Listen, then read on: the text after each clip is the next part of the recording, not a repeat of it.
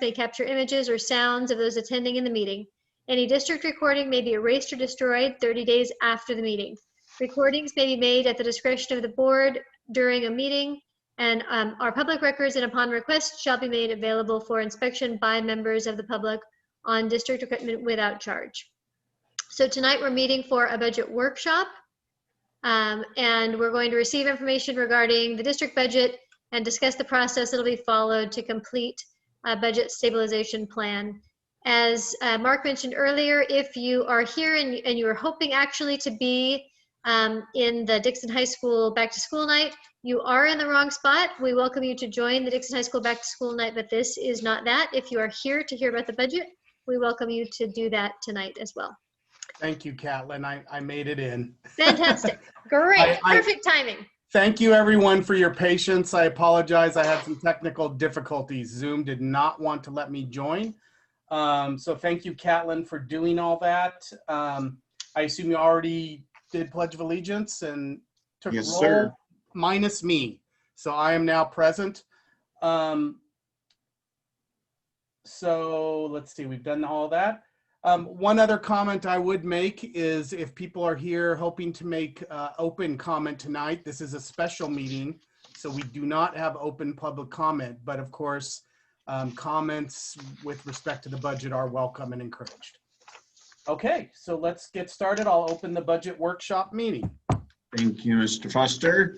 So we appreciate board members, you making your schedules work for this. I know that there are conflicts going on for a couple of you tonight, and tomorrow night really was not a workable option, less workable. And we do have our first budget advisory meeting on Wednesday, and it was really just in the second half of last week where we determined that we needed to have this conversation with you tonight before that first budget advisory meeting. So we obviously moved quickly to get this on the calendar.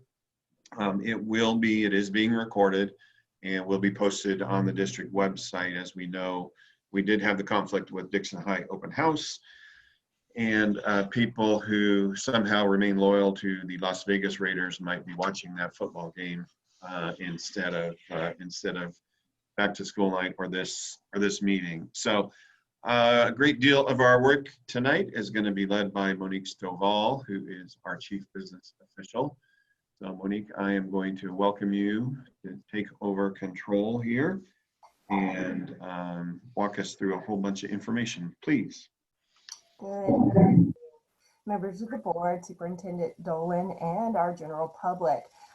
This evening is going to be quite different from the norm. Typically, I provide budget updates with plenty of background information that's emailed to you and put on the board website. However, as Brian mentioned, we identified last week that we really needed to connect with you prior to initiating meetings with our budget advisory committee and our other stakeholders. This night's presentation is going to be more detailed than it typically is. Those of you who have been in conversations with me on the budget committee with the board may be familiar with some of the detail I'll be providing in the sense of comparing and contrasting different budget reports. But those of you who I have not spoken with on the budget, this is going to be new information. Throughout the presentation, please stop me if anything is unclear or if you need more information, and I'll try to pull that up as quickly as possible. In the presentation, I'll stop at different points to be able to get specific guidance from you. That way we know how you want us to proceed as we're developing our budget stabilization plan. Okay. And I'll check in. I have had issues with audio. Can you all hear me loud enough and clearly? Yes. Okay, great. And I'm going to share my screen and I will check in to make sure that you see Uh-oh, my PowerPoint is not working. My PowerPoint presentation in just a moment. Let me see what's happening.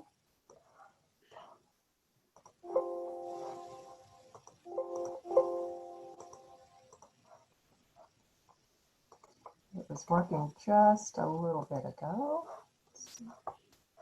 I'm gonna close out of it. Technical difficulties, hold on.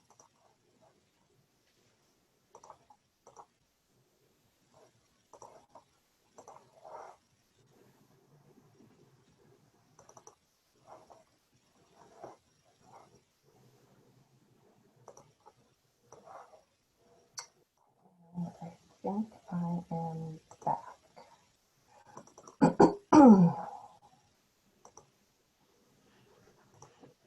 Okay, do you see just one slide on the screen that says budget workshop?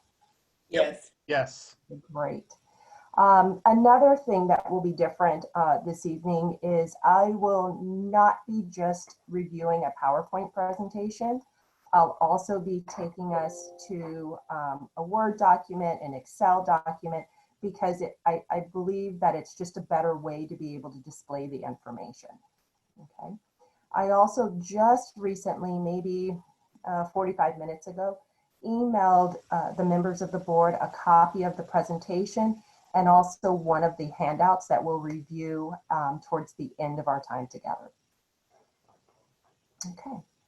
So the purpose of our time together today is to provide a financial update and also obtain additional direction for the development of a budget stabilization plan. This evening, I'll provide a fiscal history, a financial update and analysis, provide budget reduction scenarios for your consideration, and also review the budget stabilization plan development process and obtain some feedback from you on how you want us to proceed in that process. So let's review our fiscal history. I think it's important to look back about a year to be able to see what has changed, what has occurred that has led us towards the need of developing the budget stabilization plan. First and foremost, what kicked off this particular process was in June 18th, 2020, you approved a budget stabilization plan resolution. And that was a commitment to implement ongoing budget reductions to meet our fiscal obligations. Those reductions are for this year and also the subsequent 2 fiscal years. 3 key elements of that resolution include that we would make every effort to sustain high quality education programs for our students, that we would implement the necessary budget adjustments in the first interim budget report, and that staff and management would submit a detailed budget stabilization plan and implementation timeline at the first interim budget report, and that's in December. So in our history, looking back to what has occurred over the last year, in last September, we had an unanticipated enrollment decline of over 100 students, and that was very surprising to us. And we knew right away that that would have an impact on our budget.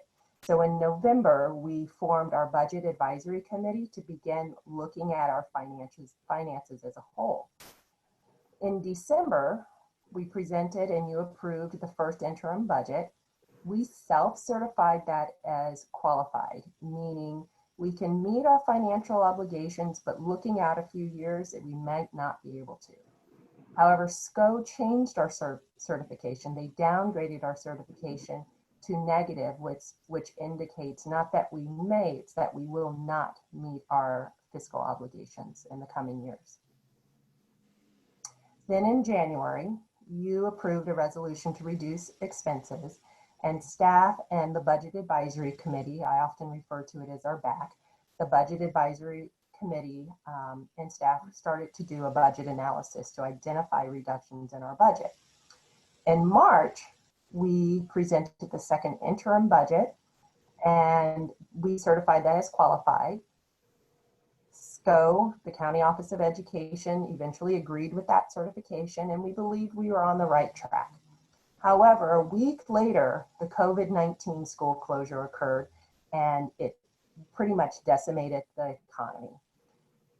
Soon after that, in May, the governor released his revised budget, and it had 10% cuts to K-12 education, along with some other cuts related to it. Then in June, we presented the adopted budget, which had those 10% cuts that the governor had in his May revise included in that budget, in that adopted budget, which you approved. Also, on that same evening, you also approved the resolution that I shared earlier for the development of the budget stabilization plan. Thankfully, in July, with the 2020 State Budget Act, the governor eliminated some of the cuts to K-12 education. That way, in August, we presented the 45-day budget revision that reflected the Budget Act changes, which eventually increased our revenue. Then, just a couple weeks ago, I presented the 2019-20 unaudited actuals. Just a reminder, the unaudited actuals, there are actual financial status at the end of the 2019-20 fiscal year. The reason it's called unaudited, it's just because the auditors haven't audited. What's important about the unaudited actuals is, as I said, it tells us what our fiscal situation is and our financial situation at the end of the year, and it identifies what are the beginning of our starting finances for this fiscal year. And we'll review how the unaudited actuals affected our 2021 fiscal year, which was positive because we were able to realize some savings and add to our ending fund balance. But I'll review those in detail. Before I move on to the financial update and analysis, do you have any questions about what I've shared thus far? No.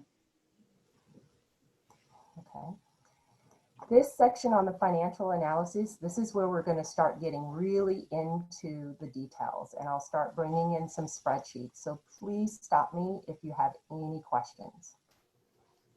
Okay. I'd like to begin by reviewing our multi-year projections as they were at the second interim for 1920. The reason why I'm going back to 1920 is to be able to show where we thought we would land after our second interim budget, after we had already made budget reductions and we thought that we were on a good path, basically pre-COVID-19 pandemic. What's important on this slide, and I want to draw your eye to, is the ending fund balance percentage. I like to refer to the ending fund balance as our savings account. We want to make sure that we have enough savings or reserves to be able to account for any unexpected financial crisis like COVID-19, okay? The way the ending fund balance percentage is determined in very simplistic ways. It's basically a percentage of our expenditures, okay? At our second interim in 2019-20, we projected that we would have a healthy ending fund balance. The state and Ed Code requires us to have a minimum ending fund balance of 3%. Last March, pre-COVID, from 1920 all the way to 22-23, we projected that we would meet our financial obligation, that our ending fund balance would be above the minimum 3%. We thought we were in a very good situation. Then COVID-19 occurred. And that takes us to our 2019-20 unaudited actuals multi-year projections. So looking out over the next few years, where will we land? As I mentioned a few slides ago, this ending fund balance percent in the purple column for 1920, it went up because we didn't spend as much as we had budgeted last year, and so we were able to add to our reserves, add to our savings account. So our ending fund balance percentage went to 9%. In 2021, we projected that it would be 5.54%. Where we start to get into trouble is in the green column, 21-22, where we are projecting that our ending fund balance percent, the amount that we have in our savings, would be 1.16%, and then the next year a negative ending fund balance. Remember how I said 3% is the state minimum, is what we need to have? So obviously having a 1% means that we're not meeting our financial obligations. And that's why we're here today, to talk about the budget stabilization plan. I also have this slide just to be able to very easily compare and contrast the information on one slide. As I've said several times so far, we have to have a minimum of 3% ending fund balance. At our second interim for last year and this year, we met our fiscal obligations. However, next year and the following year, we have a sharp decline in our ending fund balance percentage. Okay. On the next slide, I'll go into and be able to explain what changed to get us into this situation. So I'll go the line by line, as I had mentioned earlier. Before I do that, do you have any questions about what I've shared? No. Nope. Okay. So moving on, now we're going to move to my lovely Excel spreadsheets. Okay. There's a lot of information on here, but I'll definitely walk us through it. And I'll explain what we have. First, I want to do a check. And is this large enough, or do you need me to make it bigger? That looks fine. Looks fine? It looks fine to me. Can everyone Yeah. see it? Yep. I'll get to Lloyd. Okay. So what we have here is a compare and contrast. Second interim versus unaudited actuals. And in the preceding portions and the other spreadsheets, it'll be a comparison of one budget period to another budget period and what changed. In column A, that's the description for all of the data. Column B will be, in this one, is the second interim, what we projected at second interim for 1920. Column C is our unaudited actuals, what really happened. Column D is the variance, so basically the difference. The unaudited actuals minus the second interim equals our variance column. And column E is the explanation of why there are changes. Okay. I'll go line by line. Please feel free to let me know if this is too much information, not enough information, or just in general if you have questions. Okay. So let's start with our revenues. Right here in row 6 is our general purpose revenue. Just a reminder, general purpose revenue, that's our LCFF revenue. That's the revenue that we get that's based upon enrollment and ADA. If our enrollment and ADA goes down, then our LCFF goes down as well, or our general purpose revenue goes down. General purpose revenue is revenue that we receive that we can use for anything. And it's the bulk of the revenue we receive as a school district. Okay. You'll see in column B6 or cell B6, at second interim, we projected that we would receive $30,612,000. We actually received just a little bit more than that, $30,676,000. The difference is about $64,000. The reason for this difference is the final allocation of LCFF. It's normal to see slight fluctuations towards the end of the year with the final allocation. This is not unusual. It's nothing that is concerning to us, typically. Federal revenue is where we see one of the biggest changes in this particular budget. At second interim, we projected that we would receive $2.4 million in revenue from our federal sources. However, we only received $1.6 million, and the difference is about $829,000. Why did this occur? One reason is there was a shift in where we put money. If you recall from last year, we received one-time special ed monies. We originally booked that in the federal revenue, but we actually moved that into our special ed revenue. So it's really not a loss in revenue, it's just a movement in the particular categorization of that revenue. What really is different is that we are still awaiting our title and career technical or CTIG funding.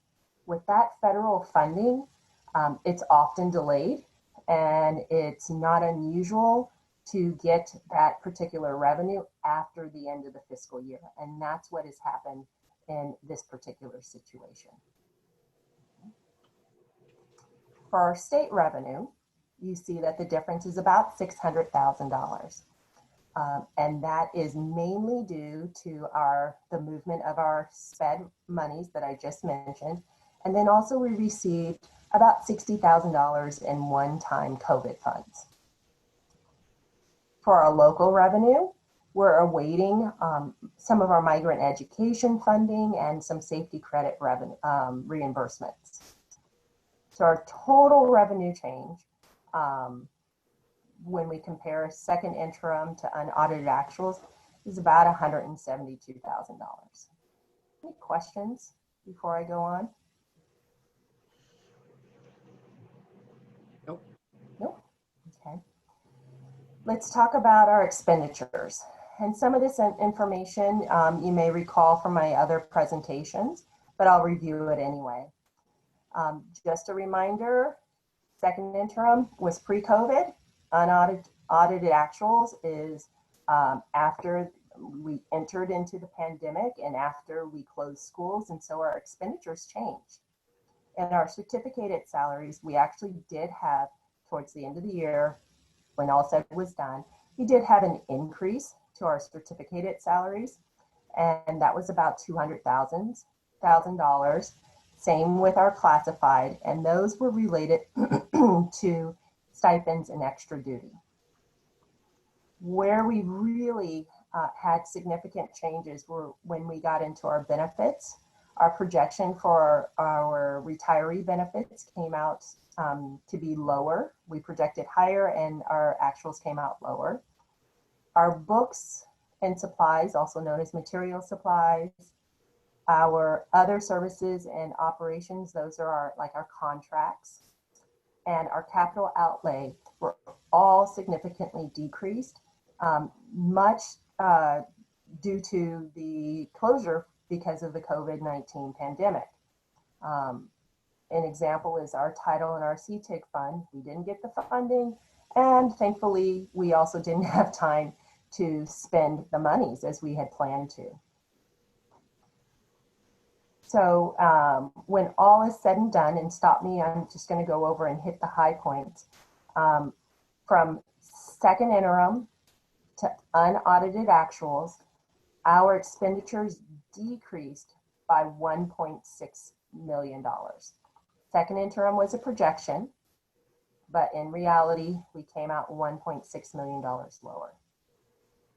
As a result, our excess and deficiency, meaning I come from a profit loss background, so our profit loss changed by 1.4 million. And as a result over here, where I say the net increase decrease, this is our net increase decrease to our ending fund balance, to our savings account. We were able to put $1.4 million more into our reserves, into our savings account at the end of the fiscal year. And as a result, at second interim, we projected that our ending fund balance would be 5.6. Unaudited actuals ended up being 9.08, and that's a 3.49% change. Any questions about the differences between our second interim 19-20 projections and our unaudited actuals final budget? Nope. Nope. Okay. Now I'd like to take a peek at and share with you our second interim projection for this fiscal year, the 2021 fiscal year, and what was different. So at second interim, if you remember, we thought that we would be in a really good situation because we had already made those budget cuts for 1920. We had also made budget cuts for 2021. And I would like to take some time to look at what the differences are and be able to share that with you. Just like the previous slide, or not slide, the spreadsheet, column A is the description. Column B is second interim projections, pre-COVID projections. Column C is, our 2021 projections at our unaudited actuals budget report.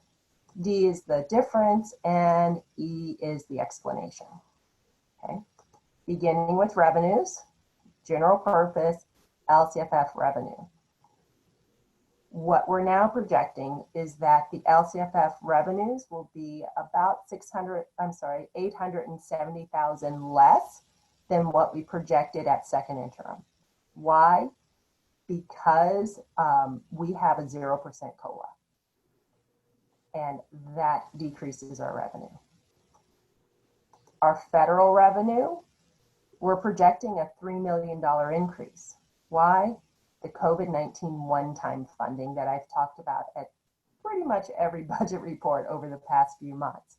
That's one-time funding. We do not anticipate that we're going to get that funding again. State revenue, down about $184,000. That's because lottery money was also reduced. And we had also projected that we would receive more SPED one-time funds, and we had to pull that out of the budget. Local revenue, with our new projections for our 2021, we based that off of last year's third interim projections. And that's when we already had an idea that we would decrease our funding this year. And so we were very conservative on our budgeting for our revenue, that we couldn't have a specific allocation spreadsheet where CDE didn't say you will receive this amount of money. So on our revenue, we were conservative. And so we based it upon what we knew at probably late May of last year and projected local revenue at that point. Some things that go into this is our facilities are not available for use. We're not going to be renting out things, and so we're just not going to get that revenue. Okay. For our certificated, any questions about revenues before I go on?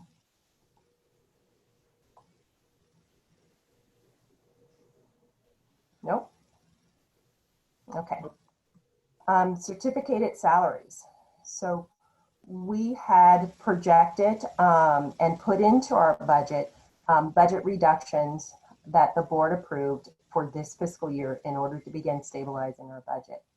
What happens every single year and towards the end of the year, when we're making reductions, we do need to make adjustments based upon a number of things, including if a certain number of students sign up for a particular class and we're not able to make the reductions that we had planned to. So the increase here is based upon, the finalization of the board approved reductions. That's for certificated and classified.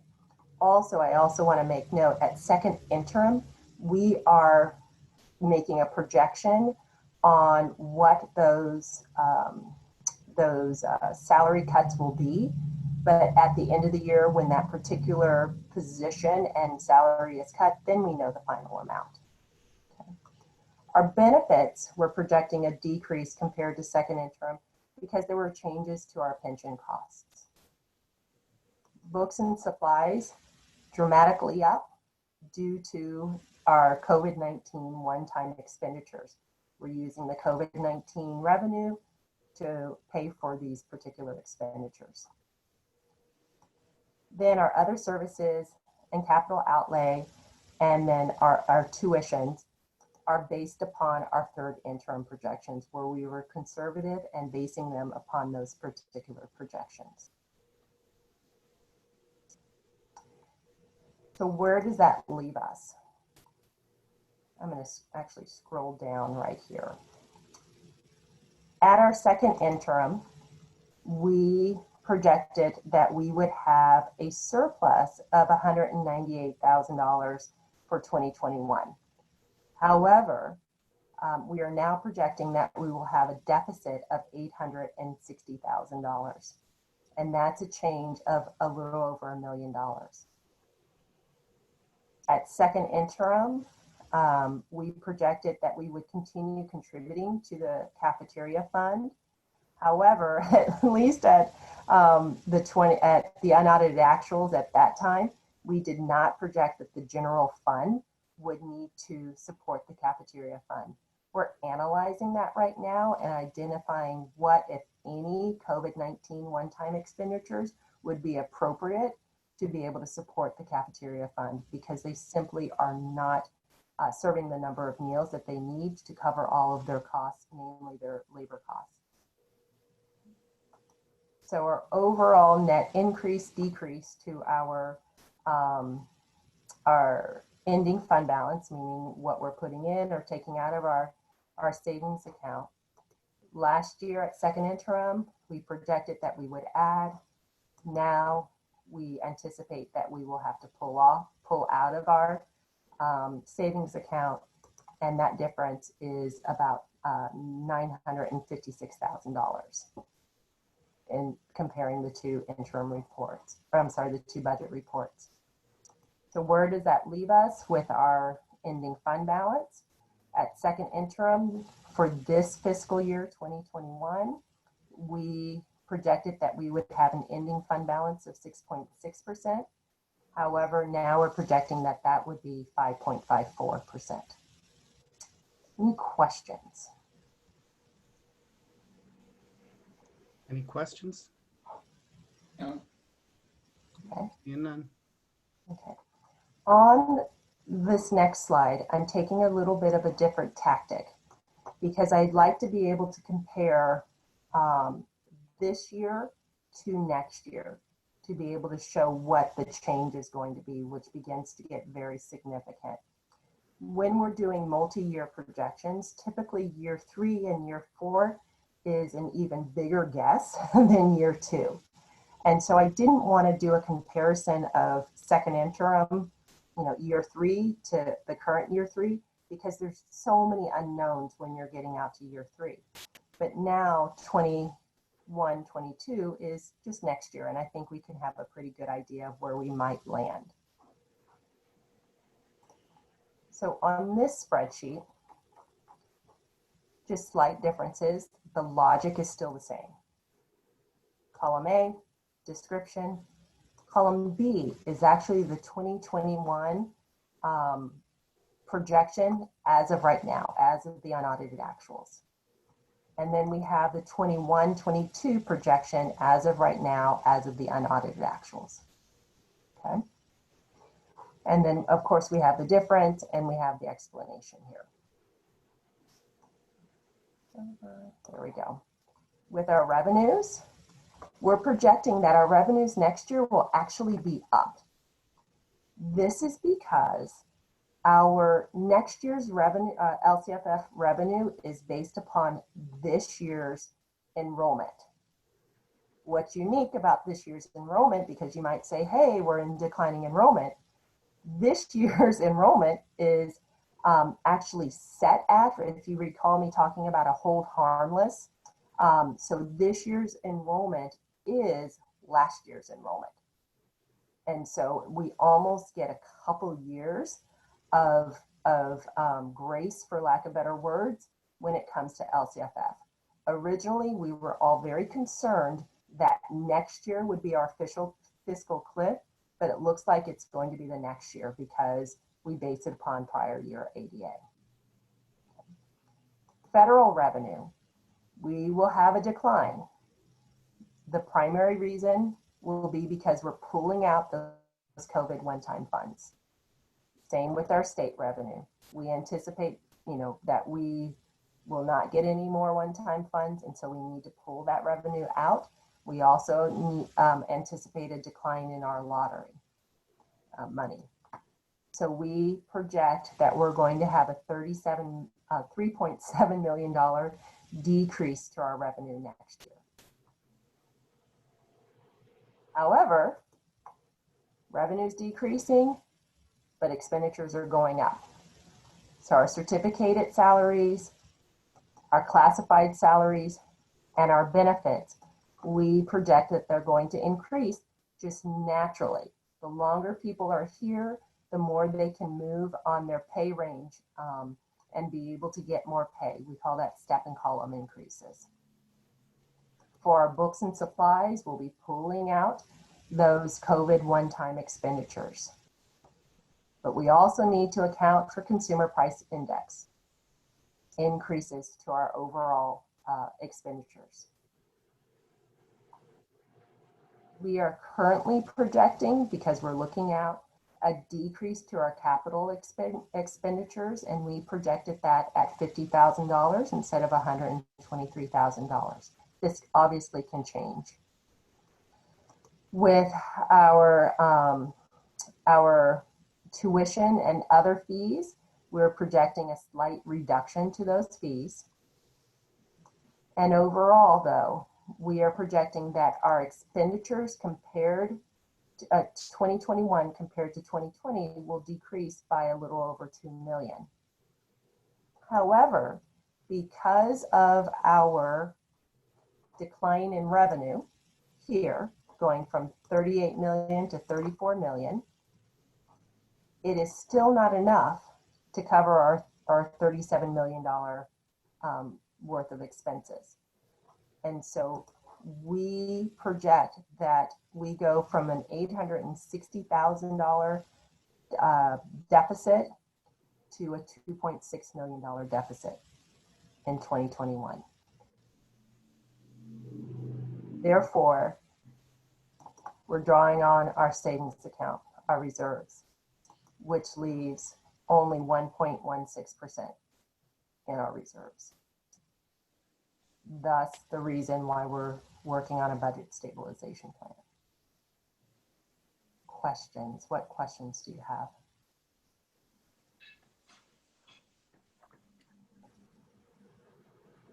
have? Just a comment. We have less revenue, more expenses. You can't do anything about the revenue. So we have to cut expenses. We have to put ourselves on a budget. Any other questions or comments? One more spreadsheet. Let me make sure I'm looking at the right one. Here we go. So looking out one more year. So now we're into comparing 2021, 22 to 22, 23. Okay. This is where we start getting hit with our LCF. Mm-hmm. We're projecting that almost, I'll just round it to $700,000 decline in LCFF, our general fund revenue.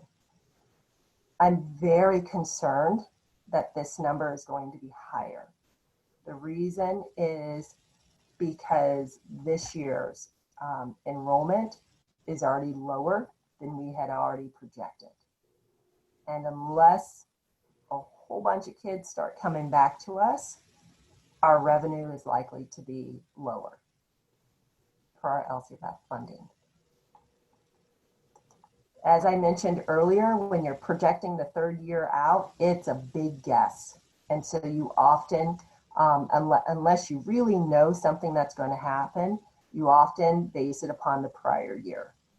So our federal, state, and local may change. It may go up, it may go down, but we typically just project out based upon what we really feel confident we'll receive. salaries, benefits, still longevity, step and column increases moving on those pay scales. Books and supplies, we've taken a few things out that we don't anticipate for the following year. And what those are is I actually budgeted some of the COVID expenditures that don't expire until September 2022 into 21-22. So then we'll have to pull them out. That way we have some time to be able to spend things on unanticipated expenditures that are going to come up next year. Capital, other services, consumer price index,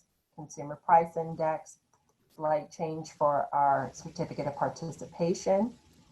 And our expenditures, we anticipate that they will increase in 22-23 by about 700,000.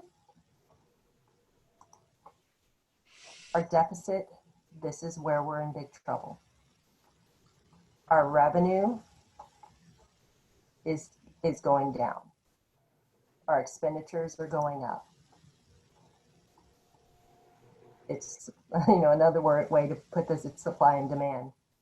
We don't have enough supply for our demand. And I'll hop down to our ending fund balance. The change is an 8.73% change, negative ending fund balance. Dare I ask if there's any questions? Monique, with Proposition 15, if that passes, how big a jump will that make our revenue? Which is probably, it's not going to be enough. But no, I don't have projections yet on how that will affect our revenue. Jewel, I think the key thing is it's not enough. It's just not enough. So the increased expenses in 2020, 2022, 23, that's primarily step and column increases? I would say yes. Natural increases. In addition, we may have some changes in benefits, what I've highlighted here. If we get some more relief on our PERS and STRS costs, then that might give us a little bit of relief. But right now, we project based upon what we know, and these benefit costs are per the information we have right now for STRS and PERS.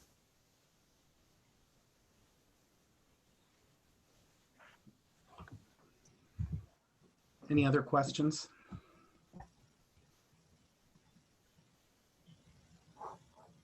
Okay, seeing none.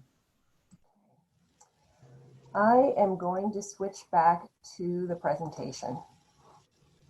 So we just reviewed what I like to call the budget variances.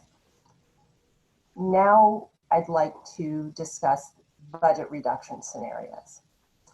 We as a management team had lengthy discussions about how to go about the reductions and the degree of reductions that we need to make.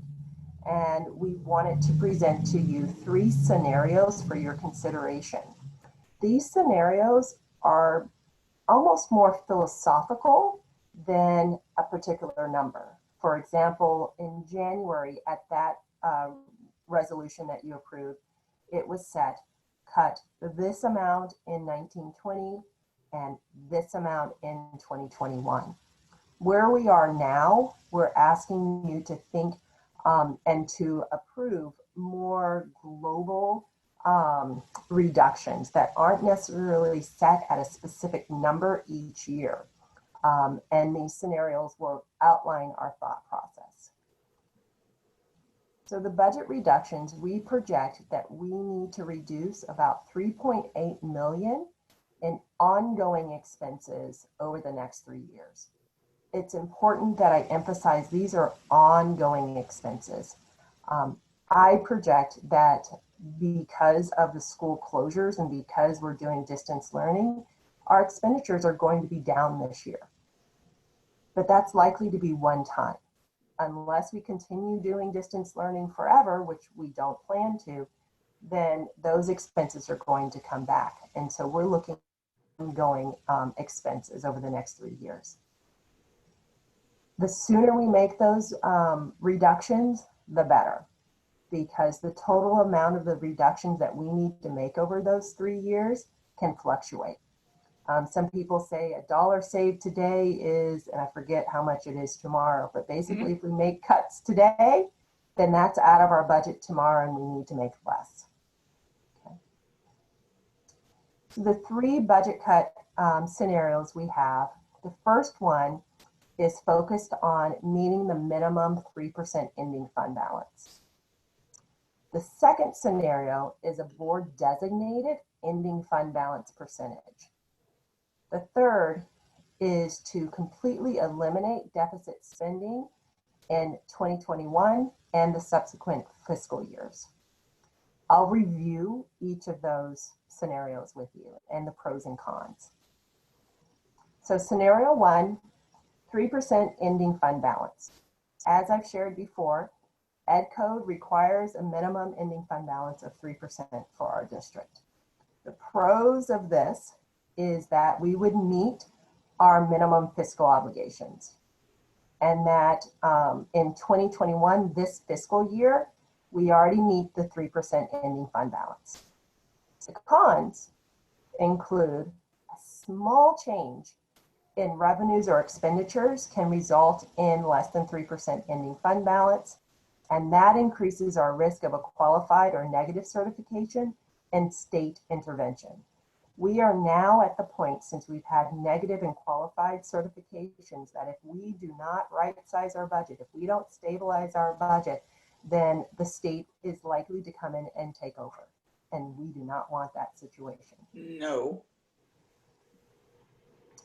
Scenario 2 is a board designated ending fund balance percentage.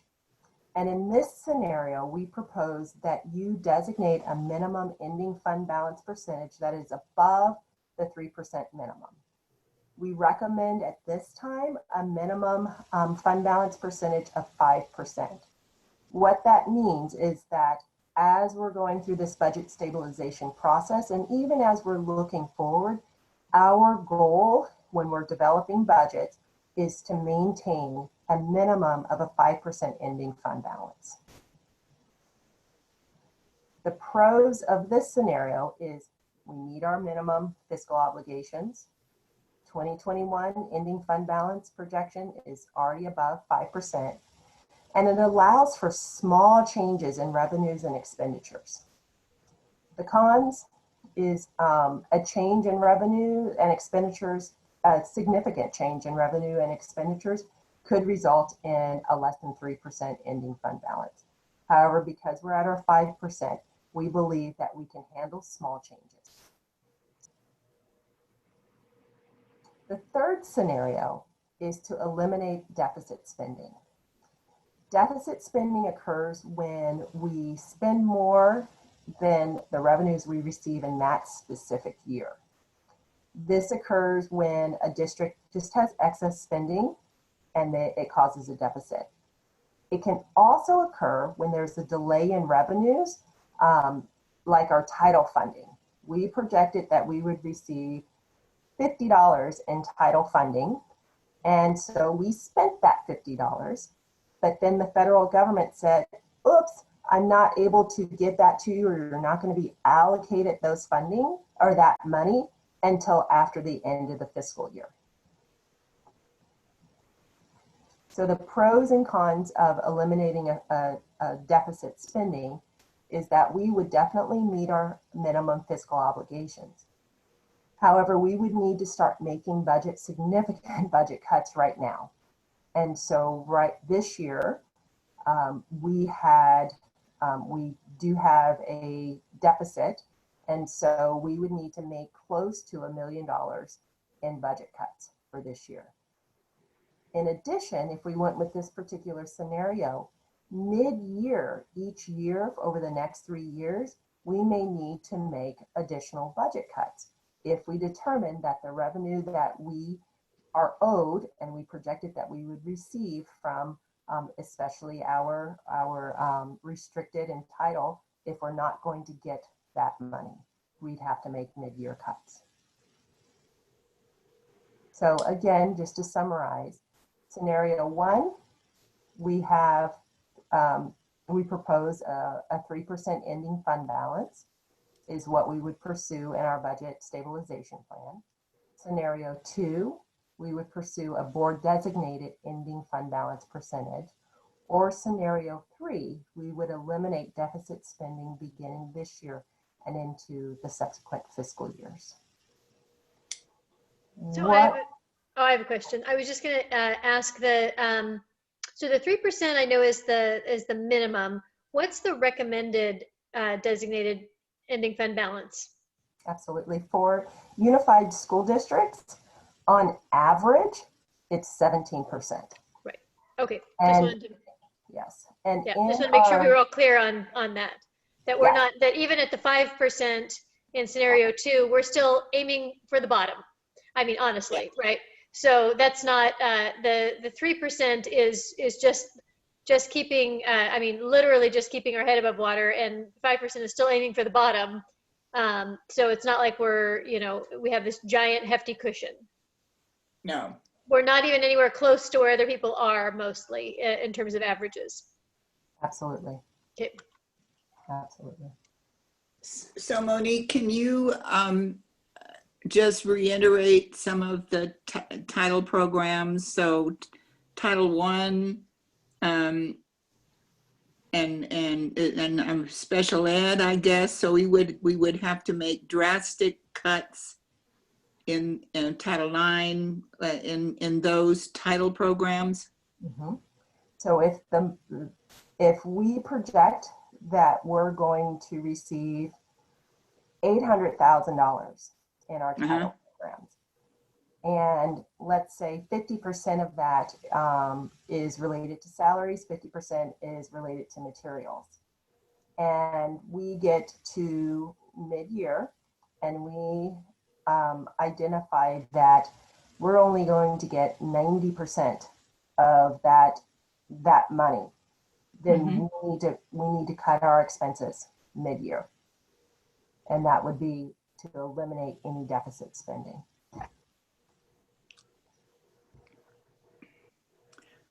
So is it possible to do 2 scenarios so that we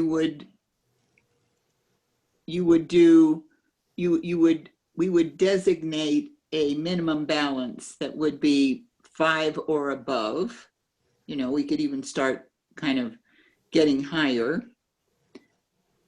Or is scenario 3 a way to get to scenario 2? So scenario 3 would get us well above the 5% ending fund balance. Well above. Well above. Okay. And I think we have to think about how much we want to bleed. Because obviously scenario 3 is going to be a lot bloodier than any of the other 2, especially scenario 1. Correct? Or am I not understanding? No, you understand. I agree. As I shared, we would need to begin making significant cuts beginning this year. And I'll go back in my presentation right here, and this is combined. Is this the right? Oh, that's second interim. If we look at our deficiency and our net increase decrease this year, we're at 860,000, and this is combined. Yeah. And then we have 2.6 million next year and 4 million next year. Granted, 21, 22 may change, because if you make reductions now, then it flows into the next year should we keep those reductions. Right. But let's say that we make some drastic cuts this year, and then the skies open up somehow, you know, and the sun shines again. There's no reason that we have to keep those, correct? We could start adding back. You're correct. There's no reason we would have to keep those. However, I caution us about, what's the words I can think of, but being too excited when we have a windfall of money, because we need to continue doing these multi-year projections and looking out at the out years. It's my recommendation that we are always looking out several years out, because we want to make sure that today we're planning for tomorrow. And we're in the business of making sure that students come to us and that we are physically solvent enough to provide them a high quality education 12, 13 years out. And so we want to make sure that we're looking out so that we are preparing for the next year and the next year. So we may be able to bring back some of those cuts, but keeping our eye on how that will affect us in the out years. So the local revenue, is that based mostly on property tax? No, that's rents, facility use, those types of revenue. Oh. Okay. Where does property tax fit in? Because that's also in our general purpose revenue. Okay. All right. Okay. Thank you. You're welcome.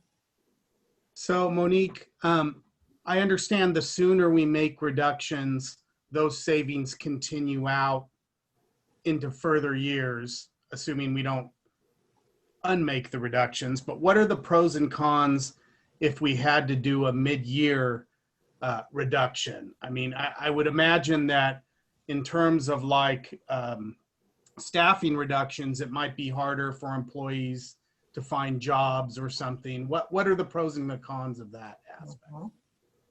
The pros and cons, identifying those. Also, we may need to stop services mid-year, and so we would not be able to complete what we had started mid-year. I have a grave concern about how that will affect our staff if we do need to make mid-year cuts.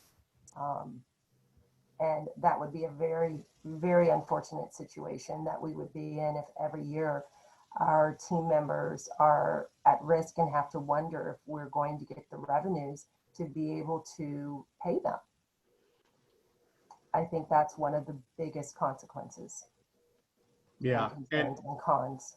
And if mid-year cuts are looking fairly likely, all the more reason staff members might choose to go elsewhere or not come here.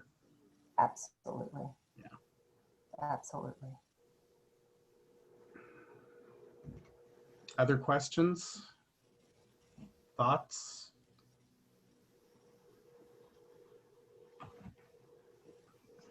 So do you have a recommendation? Are you recommending the 5% target? That is my recommendation. My recommendation is scenario 2, a minimum of a 5% target. The reason I recommend 5% is the pros and cons that I shared.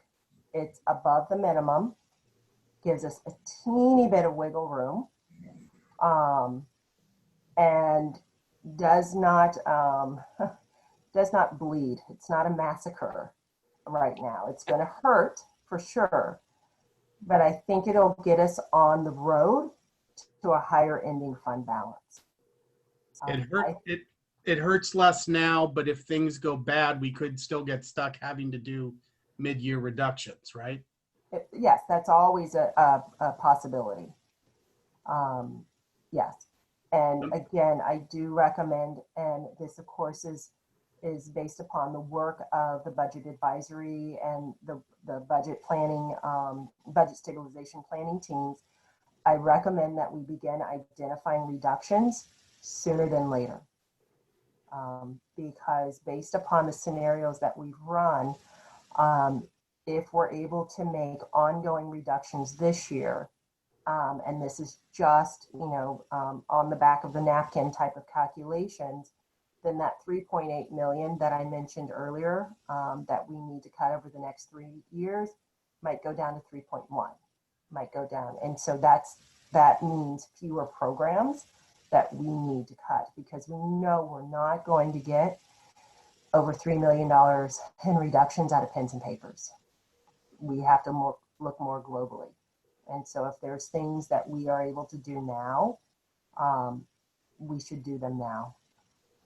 And the more we hurt now, the less chance it's going to be uglier in the next mid-year or the next couple years. True? It's true. Okay. I hope it's true. Quite honestly, I think if I can just jump in, sorry, Luke. No, of course. Every number, except for the things in the past, every projection, every look down the road is going to change. Guaranteed. There's not a single number that Monique has presented tonight about the future that will come in exactly as it is on the paper tonight. That is, that's just a fact of life when you're talking about budget things in this state, in school districts. So that's not, that's just normal. It's not a bad thing or a good thing. It's just what happens. Now, things can slide either way, right? Where enrollment bounces up, there's plenty of homes coming, maybe that happens. Tax revenues in the state are better than they're going to be projected to be. LCFF funding goes up, or we see a COLA instead of nothing. You name it. Stirs and purrs, more relief, medical benefit costs down, there's all of these variables in play. And just to back up, just to a point a little bit ago that was being made, that I think we're really irresponsible if we don't do some things this year. I think we have to have absolutely all programs, all services on the table for discussion. I regret to say, and I think it's important that we be brutally honest through this process, that I think one of the things we have to look at during this school year is the possibility of mid-year reductions, even with regard to personnel, potentially. Very difficult to do personnel layoffs in the middle of the year. But if we, and I'll give you my best example of this, if we were to have to remain in distance learning for the remainder of this school year, as an example, we have a number of positions in the district that are tied specifically to students being on campuses. And right now, we have those positions doing a variety of alternate types of tasks. We're not sure that we can support that indefinitely if kids aren't coming back. So in that kind of circumstance, we have to look at the factors that are in front of us, and those may change, going red here sometime soon. And will we have a physically reopening and need people? Would we see an uptick in cases and we're not going distance learning anytime soon? We don't need those positions. There's so many factors here, but I think the most important element of this is that we have to be on this now and begin to make adjustments now, and do this really, really publicly and loudly, in a sense that people will know we're doing this. That Friday update went out last week with the budget information in it. I'm really surprised there's only 17 of us in this meeting tonight. we've got to change that if we're going to have these budget conversations. It can't be 17 people. That's a whole lot of people missing out on the chance to learn, and eventually, as we go through this process, have input as well. So that tells me that our communication is going to have to ramp up even further, because we are going to be talking about major shifts in the district. And defining what those are exactly now, that's not our purpose tonight. Actually, what we want to engage the budget advisory in is helping us establish the priorities for the district. What are the things that we want to make sure that we are emphasizing and continuing to do? And what are the things that, given our current circumstances, we might have to let go or put on hold to make sure that we stay on the right side of the fiscal cliff that we're looking at here. So I think we feel really strongly that scenario 2 is the right way to go. We're talking about it.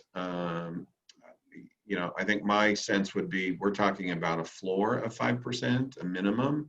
And as we go through this, if the board establishes more direction saying, hey, we really want that at 7.5 at a minimum, or some other number, pick a number, that we have to be prepared to continue to make those adjustments. So that's probably enough for me. We have a lot of work here. The sands are going to continue to shift. We have to be ready for those. And I think the way we get ready for it is do as much early as we possibly can do. Thank you, Brian. Catlin or Jewel, any other comments or questions? I'll just say, I think we need to kind of take a pessimistic look at what's going to happen over the next year or two, because if we hope for getting saved by Prop 15 or a change in the funding model and then it doesn't materialize, it's going to hurt folks even a lot more than is going to already happen. So, okay, let's open this up and go out to public comment and questions. Would you like me to stop sharing or keep this up there? Sure. Why don't you stop sharing so we can see people? And if they have a question about your presentation, you can always put it back up. So if anyone has... I'm sorry, Luke. There's actually more to my presentation. Oh, I'm sorry, Monique. I thought you were done. Okay. I apologize. No, put it back up then. Finish your presentation. That's fine. Don't take it personally, Monique. Oh, I'm sorry. Oh, I know. I don't even know. How rude of me. But I know it's a lot. Okay, so these are the... Not a lot left to the presentation, but there is some. Not a lot. These are the scenarios for consideration.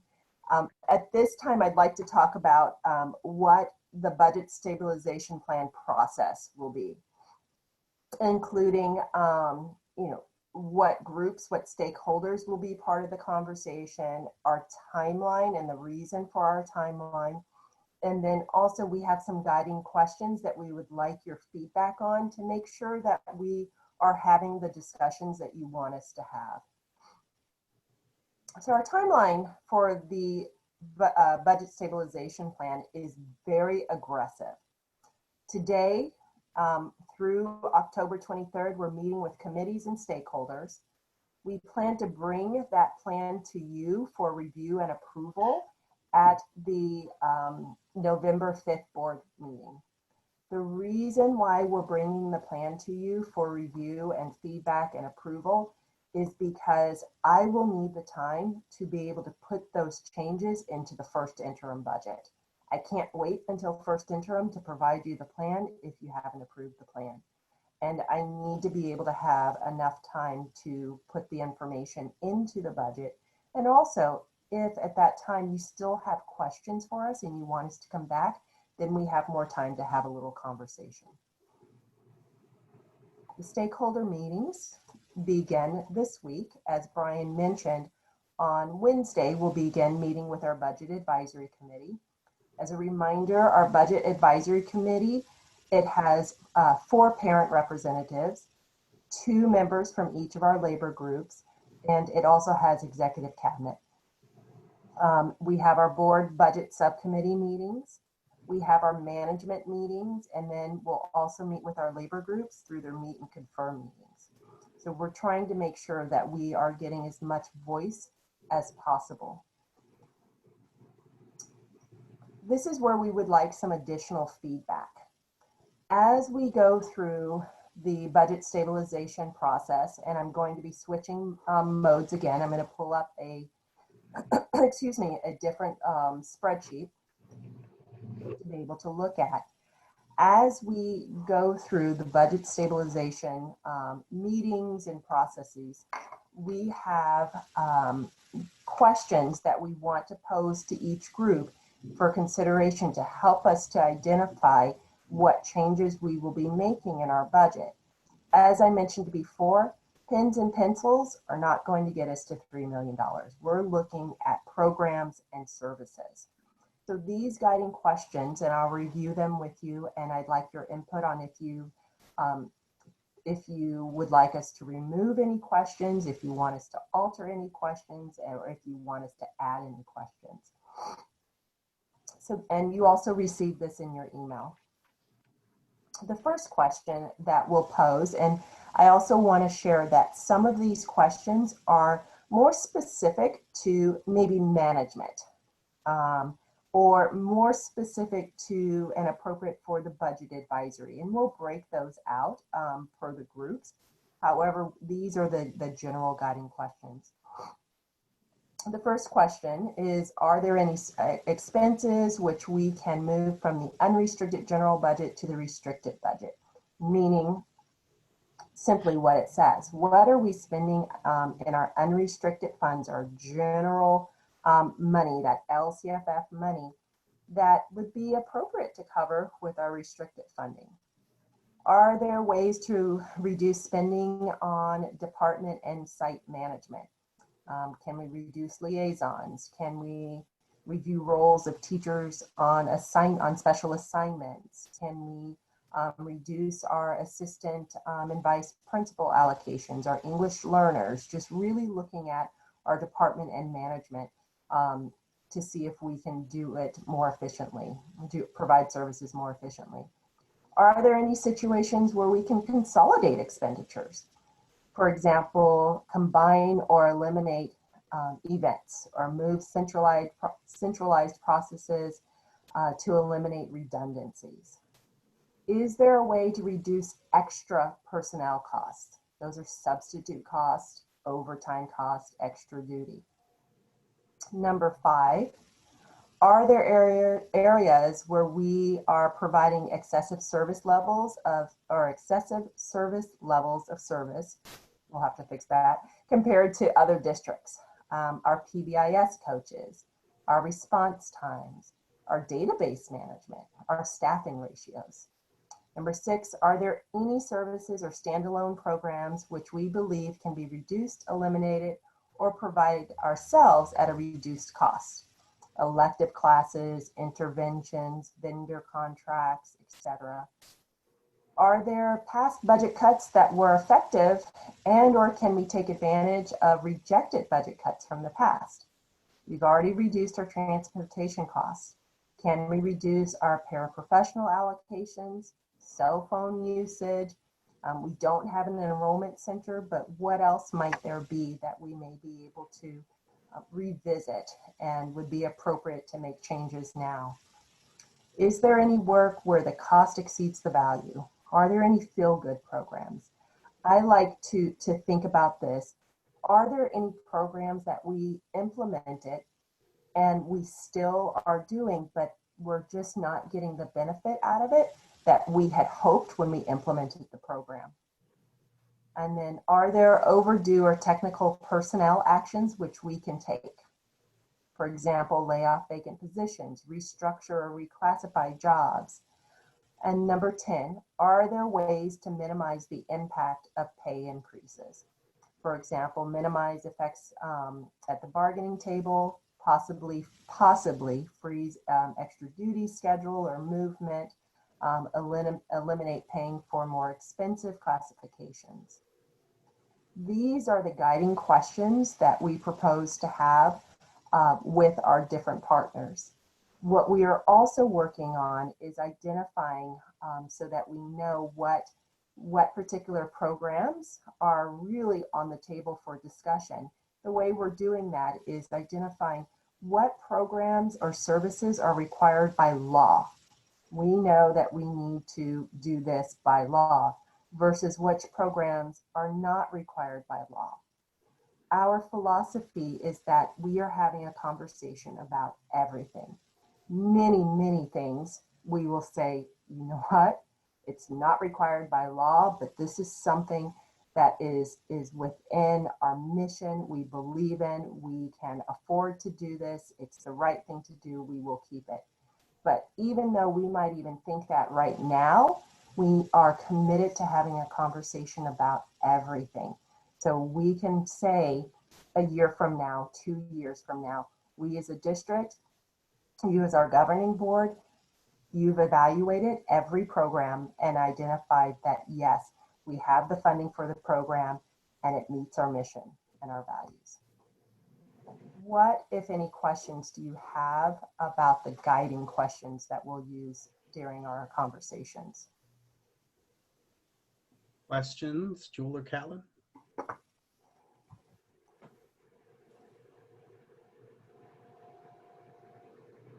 I think those are good. Obviously, the discussions just need to also focus on our mission statement and keep in mind how to try to make the reductions we need to do with the least impact to students.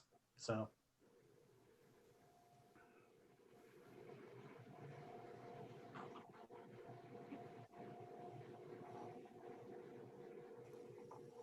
So now I will go to where you're trying to go. Any questions? Sorry about that. Any other questions, Jewel or Catlin? No. Okay. So now I will do what I did too early before, and we will go out to public questions and comments. So if you have a question, please raise your virtual hand now, and we will unmute you so you can ask it. Kathleen is up first. Good evening. I have a comment regarding a question that Jewel had. CTA, California Teachers Association, is anticipating that Dixon would receive a little bit over a $2 million permanent increase if Prop 15 were to pass. So I just wanted to offer that as information. And then I have, I think, 2 questions for Monique and then kind of some commentary. I'm a part of the Budget Advisory Committee, but I will be attending C.A. Jacobs back to school night, so I won't be able to attend the first meeting. So forgive me for asking these questions here. I probably would have asked them had I been able to go to the meeting this week. So my first question is or pertains to stipends. I'm curious as to how stipends were not budgeted for, because as someone who receives a stipend herself, I've received stipends in the past for being an induction mentor and also currently as a department chair at C.A. Jacobs. So I believe that payroll is aware of, you know, the stipends that I'll receive as well as the stipends respectively for my other colleagues across the different school sites as well. So I'm wondering if it would maybe be advantageous for looking at areas that we can reduce costs, if we could maybe parse out the stipends from the timesheeted work, because that was a figure that was very alarming to me as someone who receives a stipend. And then my next and final question was regarding the supply budgeting. I believe that I had seen it in the spreadsheet as a profit loss for the 2021-2022 school year. However, I don't understand how that would be constituted as a profit loss, considering we won't be having, or I'm anticipating as a classroom teacher, we won't be having or anticipate the need to purchase supplies on the scale that we're having to right now due to COVID. So I'm just wondering if that is maybe kind of, or if that could be explained in more detail, because I just don't understand why we would have to continue to pay for supplies at the level that we are right now. Thank you. Thank you, Kathleen. Any other public questions? I'm seeing none. Okay, then let's close public comment and let's try to answer those questions that Kathleen had.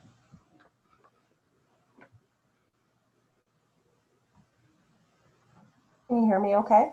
Yes, go ahead. Great. So the first question was on stipends. Actually, last year during our review of our budget, we combed through the budget, and I would say that the change in the stipends, them being almost $200,000 more, it may look as if we did not do proper budgeting, but what we actually did is we, when those timesheets came in, we actually budgeted them, and we paid them out of the correct budget code. And that's a practice that we'll be able to continue moving on. So there were other places in the budget when we reviewed it last year, and when they were actually paid, we were able to identify exactly what our stipends will be, and so they'll be in our budget this year. Does that make sense, or do you have additional questions for? Could you just go on? So when you're talking about stipends, could you give us an idea of how far, what exactly you're talking about? There's the stipends for master's degrees, and are there a lot of other things you're talking about?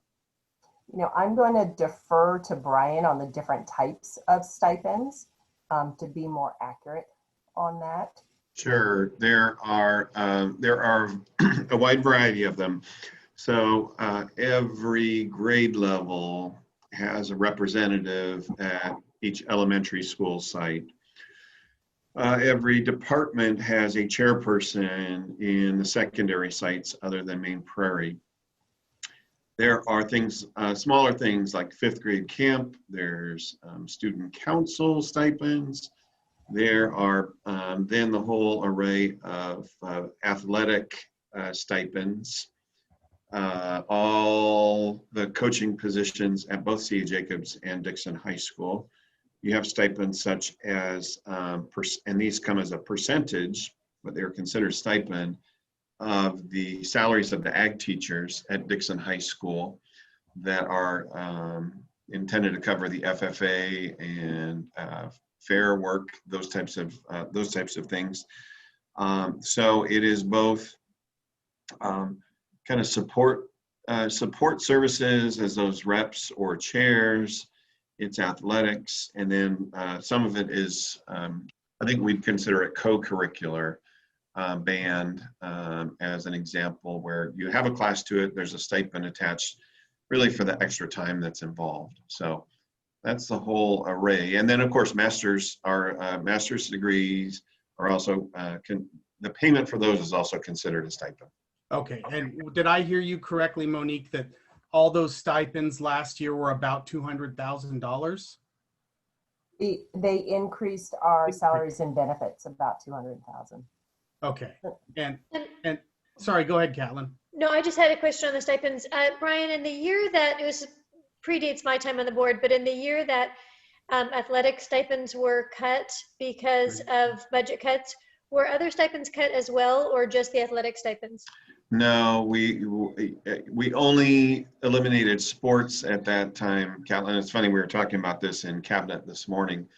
That we eliminated sports and we stopped paying those stipends really unilaterally. After some time, we had a grievance on it, and we resolved the grievance and paid a percentage of the stipend instead of the full. But that was limited to athletics only at that point in time. Yeah.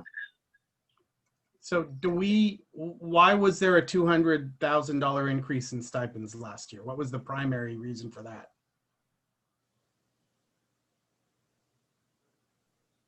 I would say in that particular line, it was budgeted, it was coded correctly. And so I was able to pull out that it wasn't just extra duty, it was stipends versus another area in our budget. It wasn't coded to overtime, it wasn't coded to extra duty.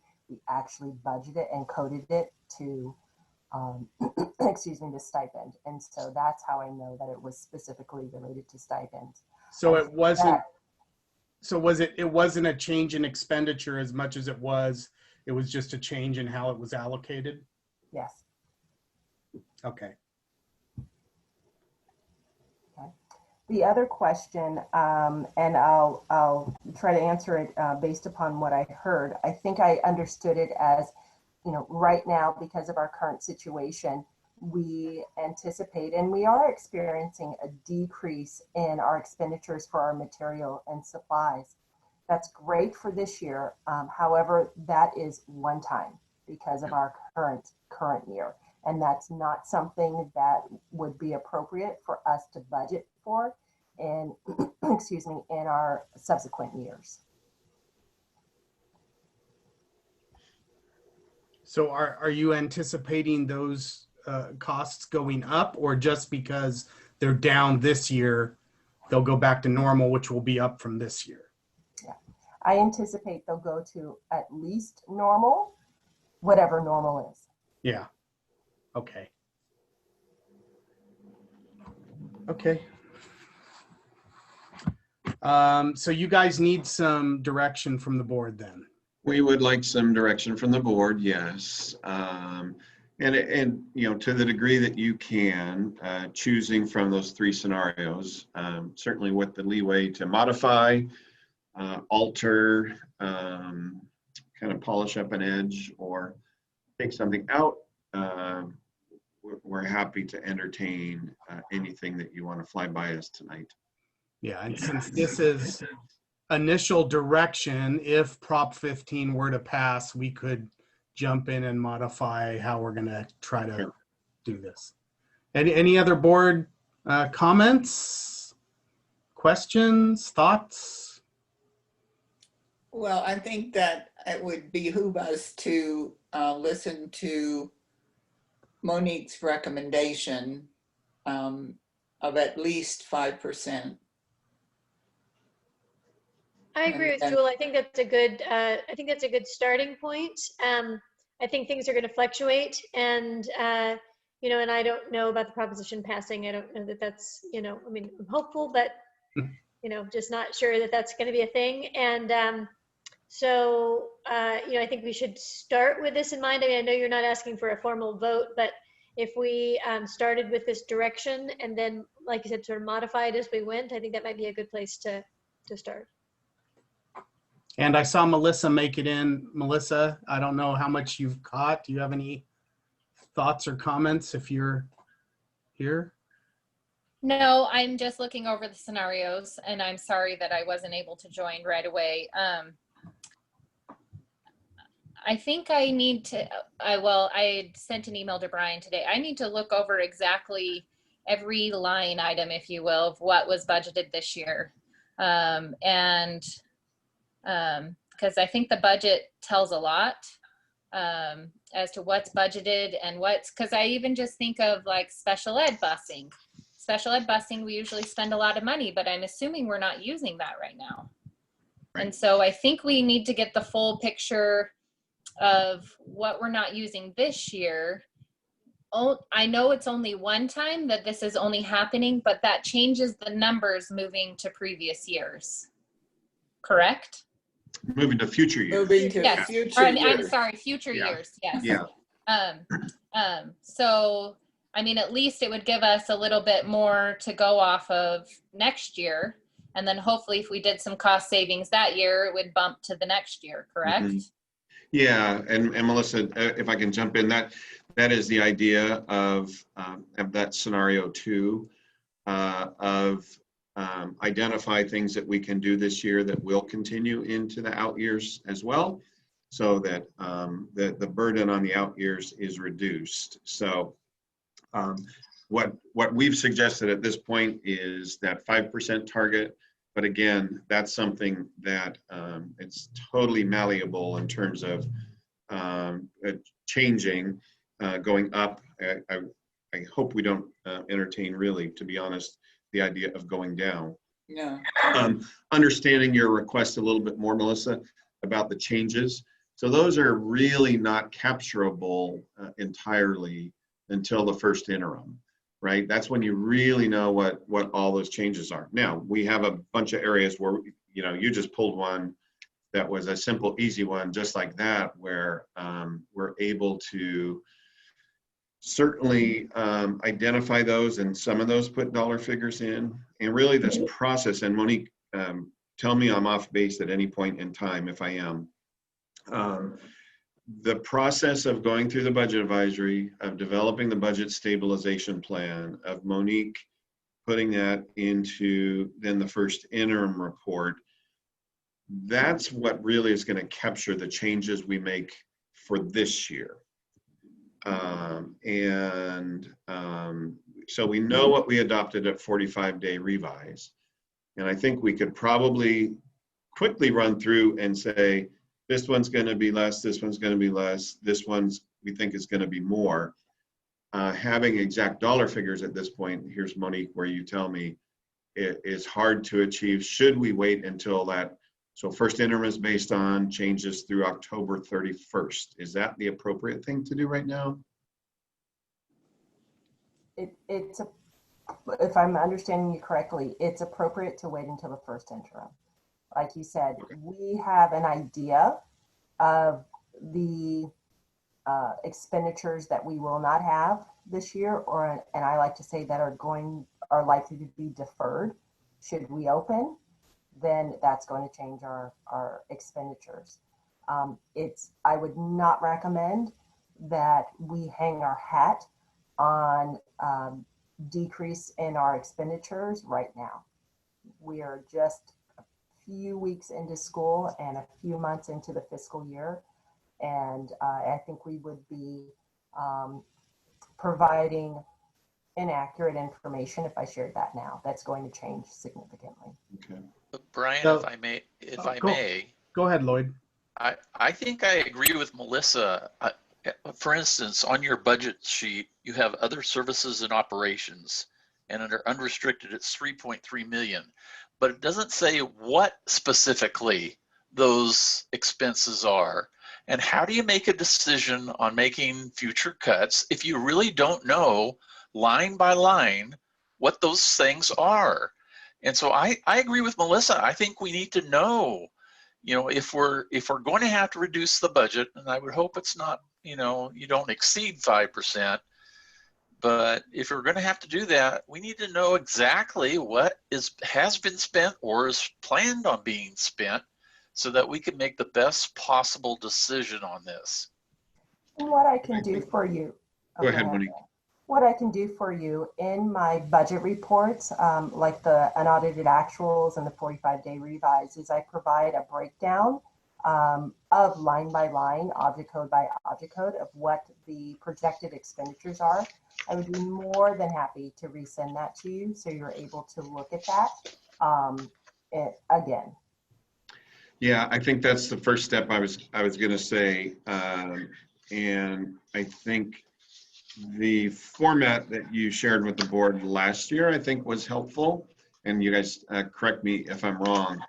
I know Melissa in particular, you'd been asking for kind of that line item, non 600-page budget summary, right? And getting that to you now helps to front load, and we can have additional budget agenda items where we walk through that and make sure everybody understands what those are. So it's not too early to do that. It's very appropriate that we do that. Where it gets challenging right now is to talk about changes that are really just in their very early stages, I guess. Monique, is that capture that again? I think so. And if you don't mind, I would like to ask a clarifying question to make sure that I'm able to give you the information that you're looking for. Typically, I provide a report that's in, and I'll share it with you. Luke, is it okay if I share my screen really quickly? Sure, of course. Okay. Typically, I provide this budget report in my budget all of my budget reports.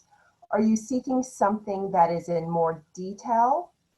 And I'll go down to expenditures.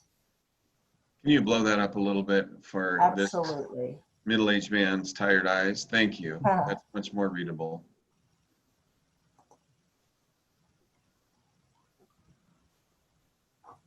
And I'll even go down to, and this particular one, this is our, so you have, I'm sorry, I'm scrolling a lot.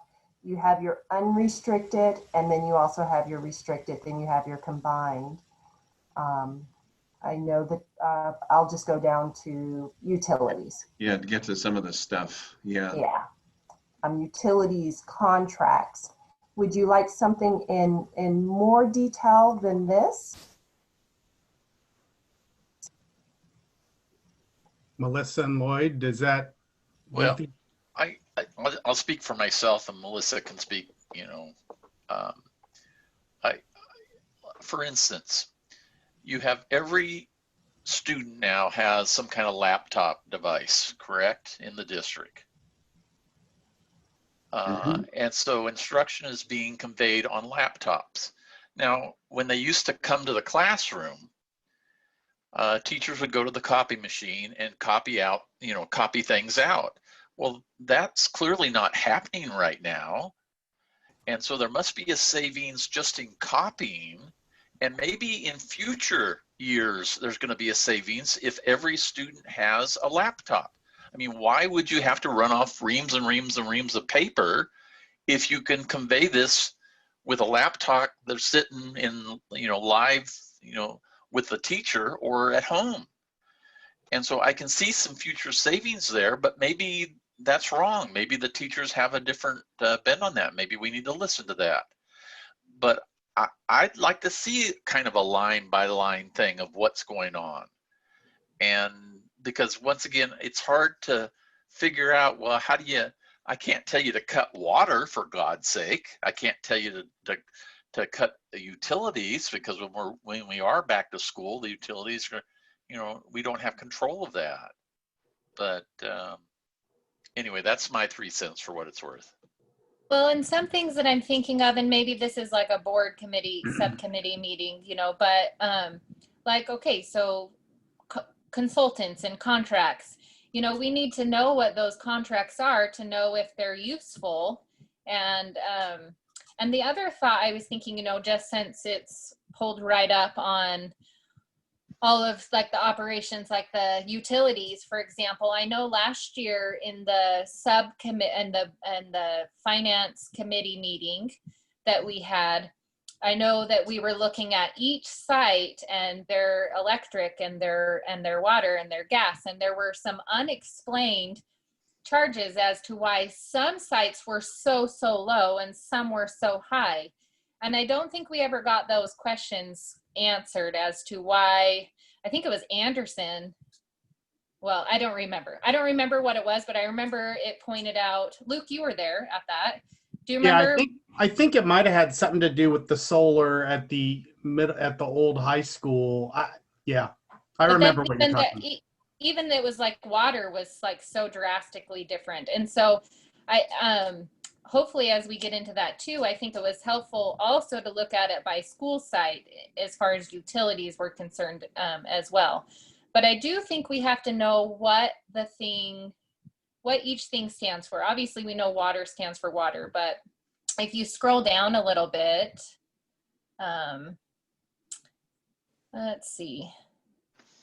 I think just some of the stuff we just don't know, we have so many contracts that we approve and so many consultants. And I think we also need to look at the district to make sure that all of those professional consultants and contracting and everything is being effective, and where we can save money in every single area, including at the district office as well. I know that that's unpopular, and I brought that up before, but we also need to make sure that even at the district office that we're being effective and that we're spending our money wisely there as well. And Brian, correct me if I'm wrong, but I think those kinds of discussions of where specific items can be cut and all that would be more what would be addressed with all the different stakeholders in the different meetings? Yeah, less, I mean, we're really hoping to have the budget advisory, establish the priorities. We've only got 3 meetings with that group prior to the stabilization plan needing to be done. I think it's incumbent on the admin staff, with the support of our classified staff in the district office here, to tear apart those finer details of what's happening with this particular expenditure area. Utilities as one example Melissa has cited. I think it's really easy, well, relatively easy for us to go through that format that Monique has there. And you're right, water is water, right? But under consultants, or this, a general title of this kind of service, breaking that out so you can see what are the consultants that come under that particular line item, and have that finer knowledge of things that are less obvious. I don't think we probably have to break out every certificated teacher and what their salary is. Certificated salaries are up there at the top.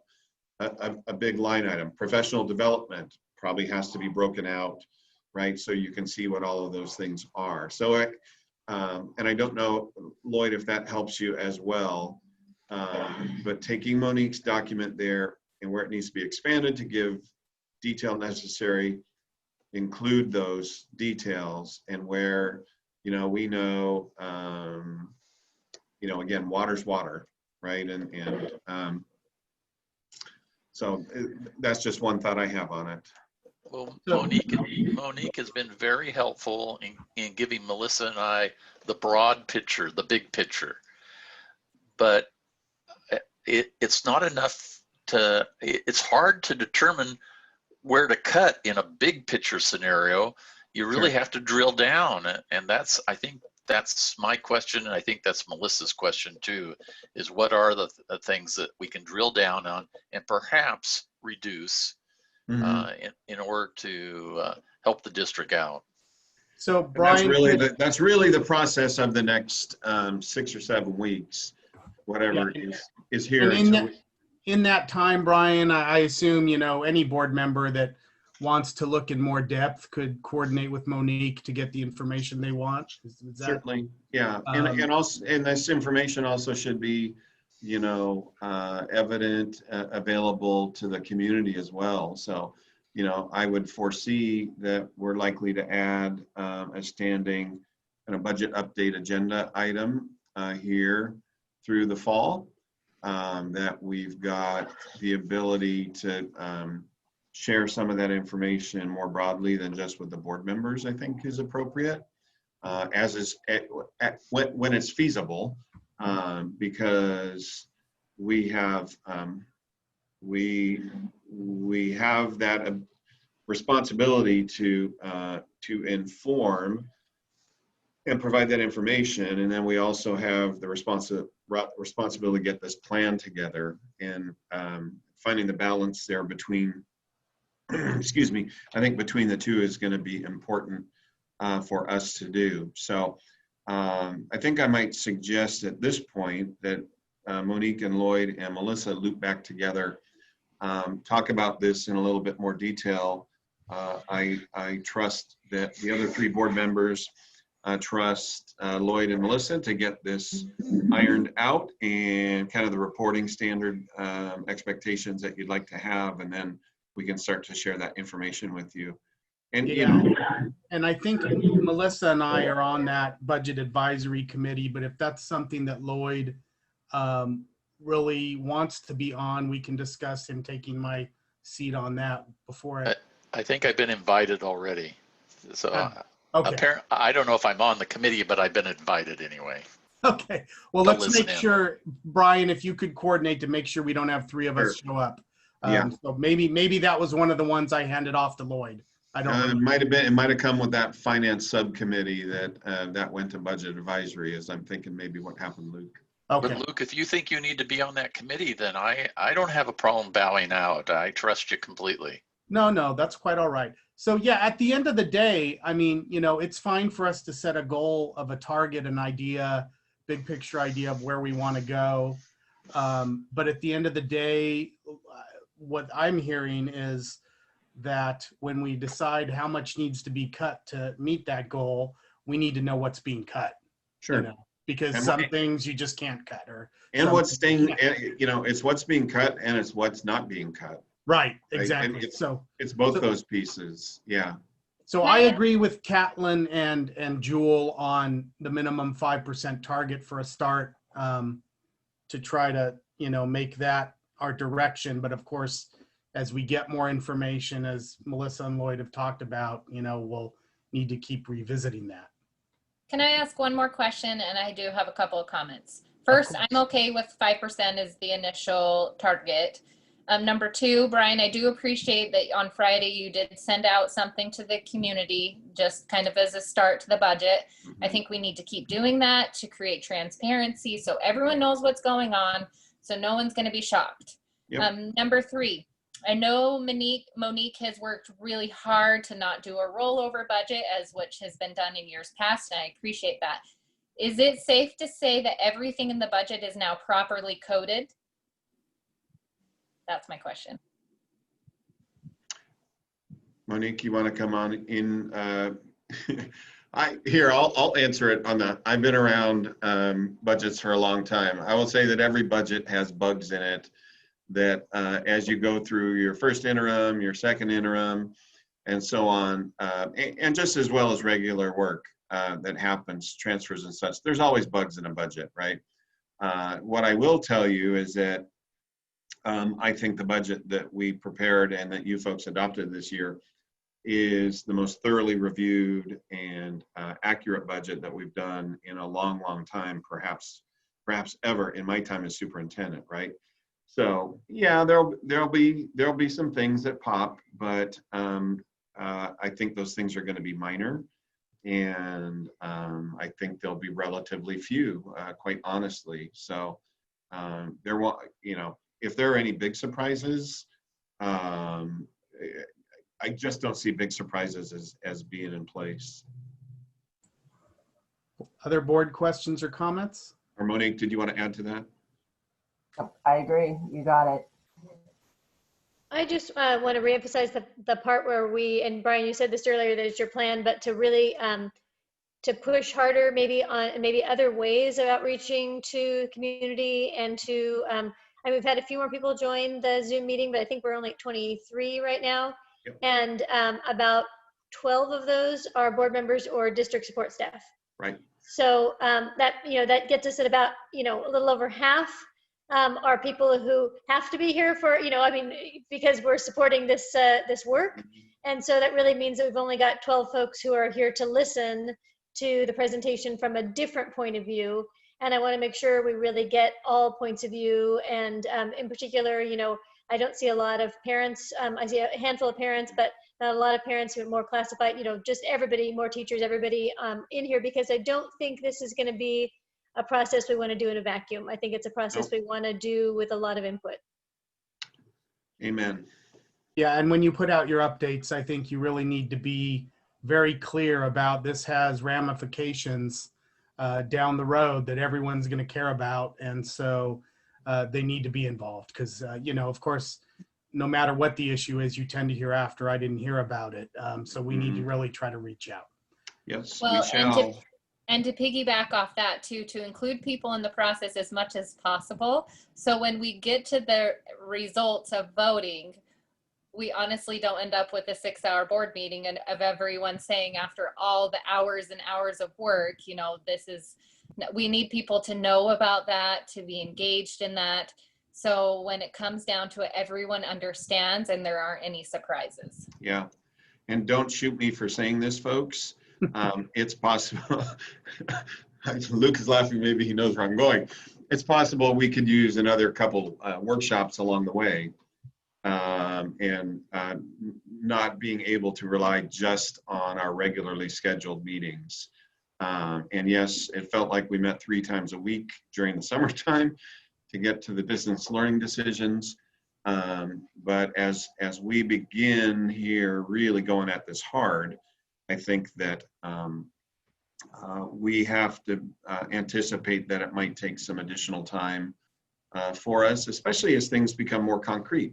You know, that update I put out on Friday was a pretty general one. The next one is going to be more detailed, and the one after that will be more detailed. And so it'll be moving in that direction. And I am afraid also, you know, Solano County is going to move from purple to red here pretty quickly.